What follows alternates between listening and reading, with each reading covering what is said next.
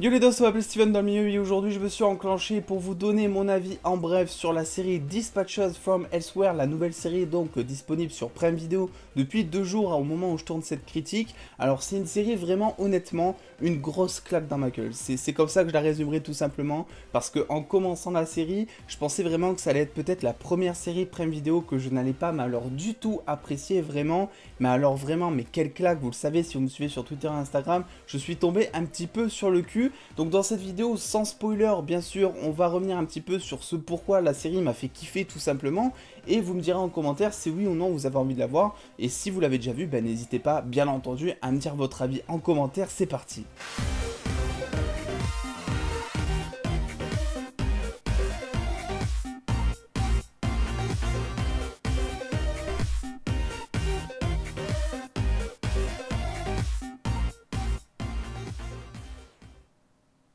Réalisé par Jason Segel qui interprète aussi le premier rôle dans la série Dispatches from Elsewhere va tout simplement raconter, c'est assez compliqué de vous dire finalement ce qu'elle raconte, mais entre autres, on va dire que c'est un Pulse qui va être dissimulé sous forme de jeu. Grâce à ce jeu slash expérience sociale, il y a 4 personnes qui vont se rassembler pour essayer un petit peu de dénouer l'intrigue autour de ce jeu. Et on va se rendre compte que ce jeu va laisser libre cours un petit peu à leurs démons qui vont chercher un petit peu leur personnalité. C'est vraiment une quête de soi-même dans cette série. Et c'est vraiment aussi ce qui fait tout son charme et toute cette profondeur.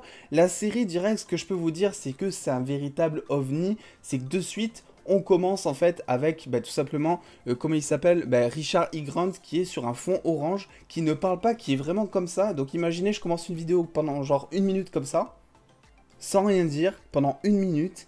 Et après il dit, c'est bon, j'ai votre attention, on peut commencer. Et en fait cet acteur, qui va jouer donc Octavio dans la série, va principalement casser le 4e mur et va aussi servir de maître de jeu dans la série. Il va parler directement aux spectateurs. Et la notion de spectateur en fait, dans cette série avec les personnages et tout, c'est plus qu'une notion de spectateur. Le spectateur est réellement investi dans la série. Le spectateur, je vous l'ai dit, il est question d'un jeu ici. Le spectateur va essayer un petit peu de dénouer aussi les intrigues, de démêler un petit peu le vrai du faux, parce que démêler le vrai du faux dans cette série, c'est vraiment quelque chose de compliqué. On est dans un jeu, si vous voulez, et d'ailleurs, il est beaucoup question de la métaphore du jeu de la vie est un jeu, des choses comme ça. Et en fait, il y a des moments où on ne sait pas vraiment si ce qu'on voit à l'écran fait toujours partie du jeu, ou si vraiment c'est la réalité, et les personnages sont perdus, on est aussi perdu.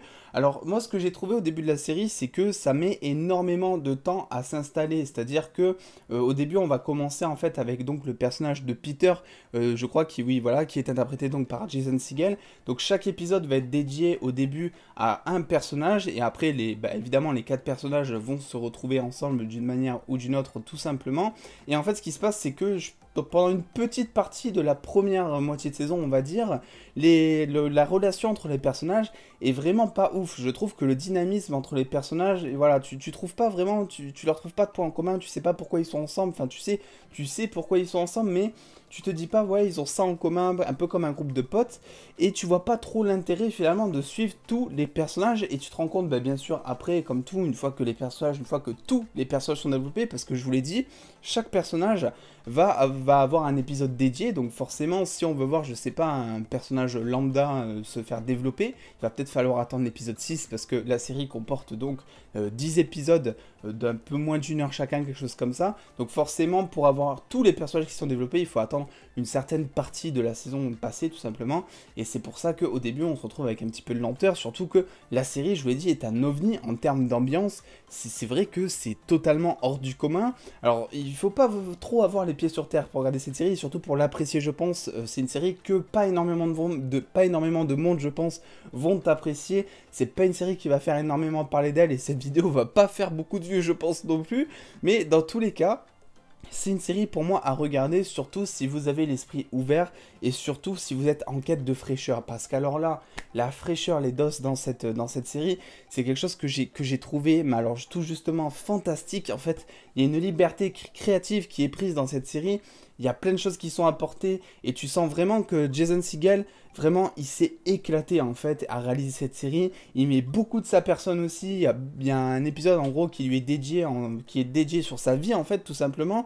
Tu sens vraiment qu'il va jouer avec les codes finalement de ton cerveau cerveau, et ton cerveau dans cette série est retourné, mais vraiment dans tous les sens. C'est-à-dire que même quand tu crois avoir compris un bout de l'intrigue, ou quand tu crois avoir compris, je sais pas, comment fonctionne un personnage, ben boum, tu passes à l'épisode d'après, et là tu ne comprends strictement plus rien, et c'est pour ça que sur la miniature, j'ai marqué « je réfléchis encore », parce que je pense que on a tous une manière différente d'interpréter cette série, parce qu'elle est beaucoup sous le trait de la métaphore, notamment la métaphore de la vie, et c'est vrai que beaucoup vont dégager, je pense, des morales assez différentes de cette série. Moi, ce que j'en dégage, c'est beaucoup d'espoir, beaucoup de partage, et aussi beaucoup de créativité, parce que c'est vrai que on va avoir des épisodes qui vont parfois être totalement sombres, parfois être totalement en couleur avec beaucoup de fêtes. Il y a même du dessin animé dans cette série, je sais pas si vous vous rendez compte. Donc vraiment, en termes de liberté créative, en termes de diversité créative, il y a énormément de choses. Et honnêtement, ça fait plaisir en 2020, je trouve, d'avoir une série comme ça qui apporte vraiment énormément de fraîcheur. Et vraiment, Jason Segel, et même tous les acteurs, hein, je pense aussi notamment à Richard E. Grant, hein, on sent vraiment qu'on connaît pour jouer dans Star Wars. On sent vraiment qu'il s'est éclaté dans ce rôle, tout comme Sally Field, que j'ai pu découvrir moi personnellement pour la première fois dans The Amazing Spider-Man, qui joue Tante May, je sais pas si vous vous rappelez. Effectivement, c'était la deuxième fois que je la voyais, et c'est vrai qu'elle joue super bien, tous les acteurs sont assez monstrueux, je trouve. Donc vraiment, de ce côté-là, ça marche super bien pour moi, je trouve. Après, comme je vous l'ai dit, c'est une série qui va pas plaire à tout le monde, tout simplement. Trop de liberté créative, ça peut aussi nuire à la série d'un certain côté, je pense, et c'est vrai que par moments, ça part peut-être un peu trop dans tous les sens, que ce soit au niveau de l'intrigue ou que ce soit même du côté visuel, parce que il y a toute une notion d'art en fait qui est apportée. Il est beaucoup question d'art dans cette série, sous toutes ses formes un petit peu même. On a de la musique, on a de la peinture, on a de l'art traditionnel. Enfin bref, il y a énormément de choses qui sont apportées. Et tu sens vraiment cette liberté d'apporter plein de choses, mais peut-être trop de choses. Finalement, il y a des moments vraiment où on se perd. Alors je sais pas, comme je vous l'ai dit, chacun va interpréter cette série un petit peu différemment les uns des autres, je pense. Mais vraiment, et puis en plus, ce qu'il faut dire, c'est que tous les épisodes sont sous le trait de la métaphore. Donc forcément, quand il y a de la métaphore au centre de l'intrigue, c'est vrai que ça peut être compliqué par moments de vraiment dégager quelque chose. Surtout qu'au début, quand tu commences la série, t'as vraiment l'impression que c'est la série que tu vas regarder en mode chill, tu vois. Il y a beaucoup de dialogue, il n'y a pas d'action, il n'y a pas de mise en scène particulière, tout simplement. Donc t'as juste l'impression en fait que tu vas te caler devant la série, que limite tu peux mettre ça en fond, et que c'est pas dérangeant si tu fais autre chose à côté. Et tu te rends très vite compte en fait, au bout de 2-3 épisodes, que t'as plutôt intérêt de suivre cette série si tu veux tout comprendre, parce que les épisodes ont un peu rien à voir les uns des autres, et si tu perds ne serait-ce qu'un petit bout d'intrigue, ça y est, c'est terminé. Alors je vous passe les spoilers, parce que ici on est sans spoiler bien entendu, mais on a notamment des twists, hein, donc des retournements de situation, des rebondissements, vous appelez ça comme vous voulez, qui vont avoir lieu dans cette série. Il y en a certains qui sont un petit peu plus, on va dire, anticipables que d'autres, mais dans tous les cas ça fait super plaisir, et ça donne vraiment un côté, je trouve, très attachant à la série, tout comme les personnages. Les personnages sont super attachants. Je sais pas pourquoi je vous mets ça depuis tout à l'heure, on me voit pas, mais les personnages sont super attachants. C'est vrai que je vous parlais au début de cette critique que justement le groupe au début, le dynamisme entre les personnages était pas top, mais individuellement, même en début de la série, je trouve que chaque personnage est intéressant.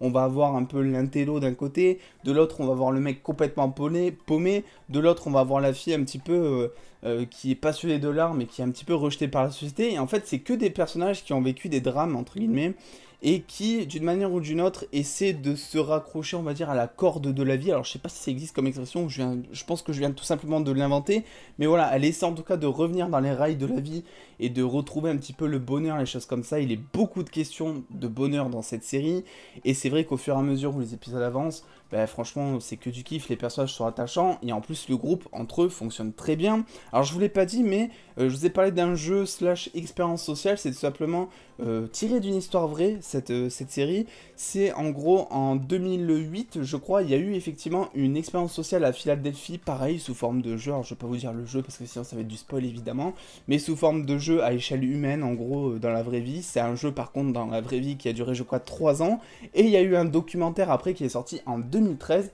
et ce documentaire, bien évidemment, Jason Segel s'en est inspiré pour sortir cette série. Bref, dans tous les cas, je vous conseille vraiment de regarder cette série qui, c'est vrai, 10 épisodes d'à peu près 1 heure chacun, ça peut paraître long, et surtout au début ça peut paraître très long, parce que forcément, je vous l'ai dit, le rythme met un moment avant de s'installer, puis on n'a pas trop d'accroche émotionnelle au départ, parce que tout simplement, les personnages sont pas encore tous développés, je vous l'ai dit, il faut peut-être attendre l'épisode 5-6 avant d'avoir quasiment tous les personnages qui sont développés, et c'est là vraiment où on sent cette capacité de groupe tout simplement.